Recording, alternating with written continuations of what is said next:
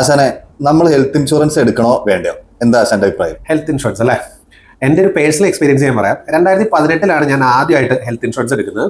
അപ്പം അന്ന് പക്ഷേ ഹെൽത്ത് ഇൻഷുറൻസിന്റെ ബെനിഫിറ്റോ കാര്യങ്ങളൊന്നും നമുക്ക് അറിയില്ല. പക്ഷേ നമുക്ക് നല്ലതാണെന്ന് ഉള്ളൊരു ബോധ്യം ഉണ്ടായിരുന്നു. അതുകൊണ്ട് 2018 ഹെൽത്ത് ഇൻഷുറൻസ് എടുത്തു.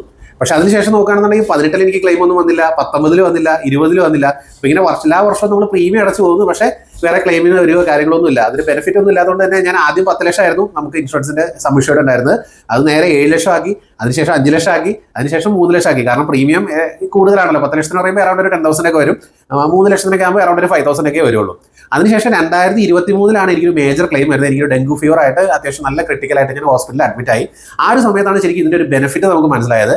ഇൻഷുറൻസ് ഉണ്ടായിരുന്നത് തന്നെ വളരെ കോൺഫിഡന്റ് ആയിട്ട് നമുക്ക് ഹോസ്പിറ്റലിലേക്ക് പോകാൻ പറ്റി, അഡ്മിറ്റ് ആവാൻ പറ്റി, AC റൂമിൽ തന്നെ നമുക്ക് സ്റ്റിക്ക് ഓൺ ചെയ്യാൻ പറ്റി. അതുപോലെ അറൗണ്ട് ഒരു 1 lakh ഒക്കെ ആയിരുന്നു എനിക്ക് ബില്ല് വന്നിട്ടുണ്ടായിരുന്നു. ആ ഒരു 1 lakh rupees നമുക്ക് ഇൻഷുറൻസിൽ കവർ ചെയ്തു. ഏകദേശം ഒരു 1,500 രൂപയ്ക്കാണ് ഞാൻ പേ ചെയ്യേണ്ടി വന്നുള്ളൂ. അപ്പോൾ ഇതാണ് ഇൻഷുറൻസിന്റെ എനിക്ക് റിയൽ ലൈഫിൽ ഉണ്ടായ ഒരു എക്സ്പീരിയൻസ്. ഇപ്പം നിലവിൽ ഞാൻ ഹോൾഡ് ചെയ്യുന്ന ഇൻഷുറൻസ് പോളിസി 1 കോടി രൂപ സം ഇഷ്യൂർഡ് ഉള്ള പോളിസിയാണ്.